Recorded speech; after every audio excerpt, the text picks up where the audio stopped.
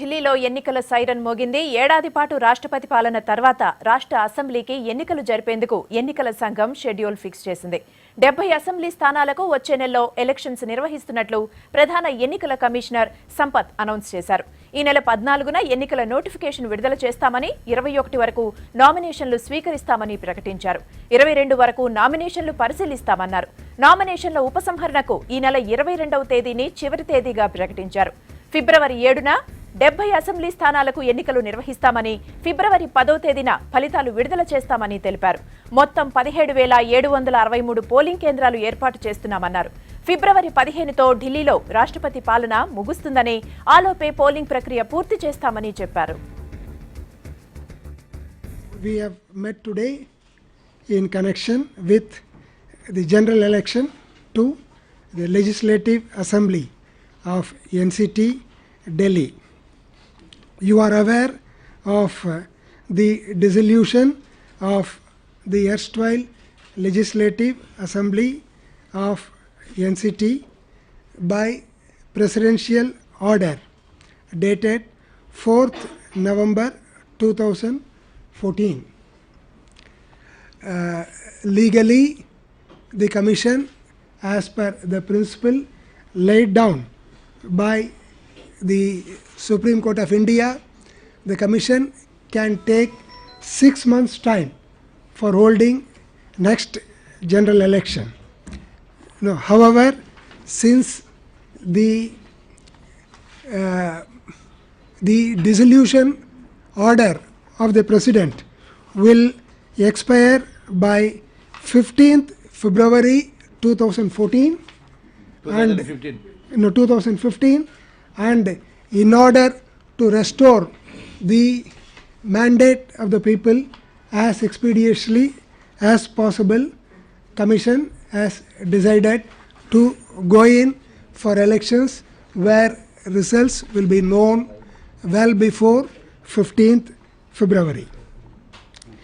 In NCT of Delhi, there are a total of 70 assembly constituencies, of which 12 are reserved for SCs. We would like to make it known through this forum that the Commission expects all officials engaged in the conduct of elections to maintain utmost impartiality and neutrality and conduct the election in free and fair manner. The conduct of election officers will be under close scrutiny, and any deviant behavior shall be taken serious note of. The Model Code of Conduct comes into effect with immediate effect in this instance.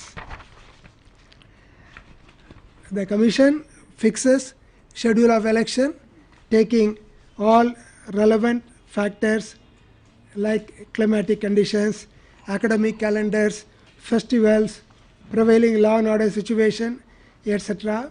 And accordingly, we are now making the schedule, which will be forwarded to the Lieutenant Governor of NCT for issue of notification as per the schedule we are going to share with you. Date of notification is 14th January, that is Wednesday, the 14th January. Last date of making nomination is the 21st January, which is Wednesday again. Date of scrutiny is 22nd January, which is Thursday. Last date for withdrawal is 24th January, which is Saturday. Date of poll, the 7th February, Saturday. Date of counting, 10th February, Tuesday. 10th February, Tuesday. Counting. 7 तारीख polling, 10 तारीख counting. And Wonderful. Date before which election shall be completed, that is completion of election process is 12th February. And simultaneously we have certain vacancies cast on account of various reasons like By-elections. like demise of candidates or disqualification of candidates, etc. So we are also announcing scheduled for the by-elections for vacancies as of today. One, West Bengal Parliamentary Constituency, number 14, Bangaon. Bongaon of Bangaon. Bengal. Bongaon. Bangaon. Indo-Bangladesh border. Okay. Bongaon है ना? Bangaon SC constituency.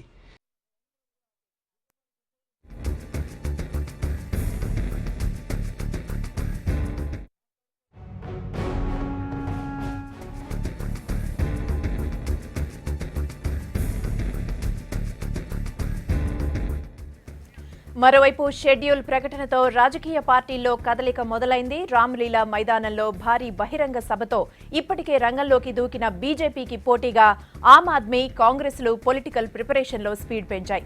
వరుస బహిరంగ సభలతో జనంలోకి వెళ్లి cool weather ను heat ఎక్కించేందుకు plan చేశాయి. ఎన్నికల schedule ను కాస్త ముందుగానే ఊహించిన పార్టీలు ఇప్పటికే జనంలోకి వెళ్తుండగా ఇప్పుడు షెడ్యూల్ కూడా వచ్చేయడంతో ప్రచారాన్ని హోరెత్తించేందుకు అన్ని పార్టీలు రెడీ అయ్యాయి. ఒక పార్టీ బలహీనతపై మరో పార్టీ కాన్సంట్రేట్ చేస్తోంది.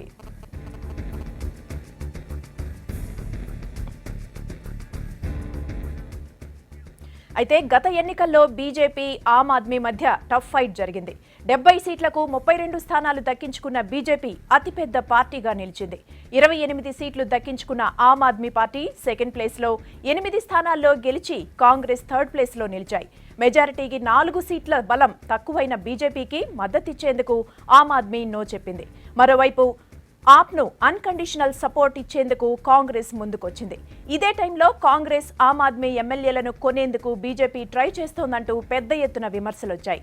చివరికి ప్రభుత్వ ఏర్పాటు ప్రయత్నాలను బీజేపీ ఆపేయడం, అలాగే కాంగ్రెస్ ప్రపోజల్ను ఆప్ యాక్సెప్ట్ చేయడంతో 2013 డిసెంబర్ 27న కేజ్రీవాల్ సీఎంగా ఆమ్ ఆద్మీ ప్రభుత్వం ఏర్పాటైంది. అక్కడి నుంచి ఢిల్లీ పాలిటిక్స్ రోజుకో రకంగా మారుతూ వచ్చాయి.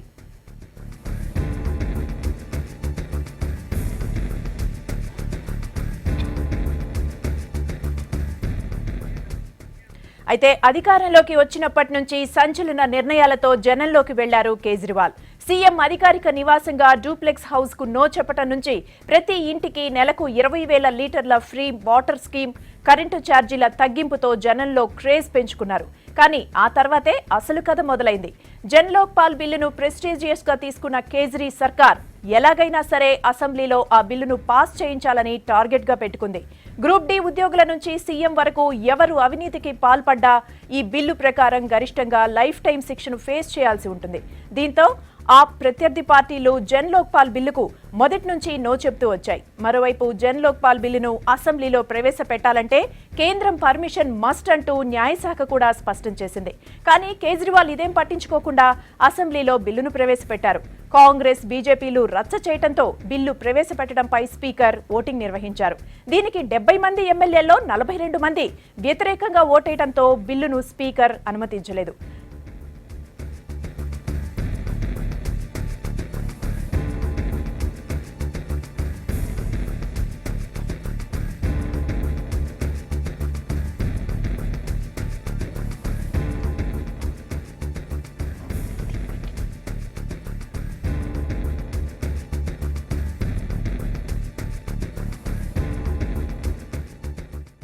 దీనికి అప్సెట్ అయిన కేజ్రీవాల్ సీఎం పదవికి రిజైన్ చేశారు.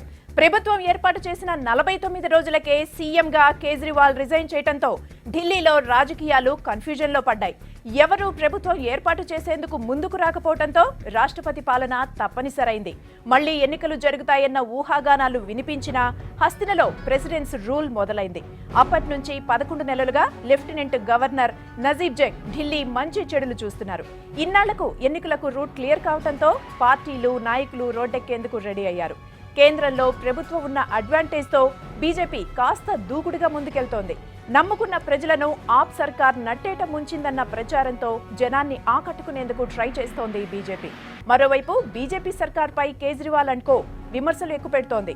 మధ్యలో మేమున్నామంటూ కాంగ్రెస్ కూడా ఎంటర్ అవుతోంది. ఇక ముందు ప్రచార పర్వంలో మాటల దాడి మరింత పెరిగే ఛాన్స్ కనిపిస్తోంది.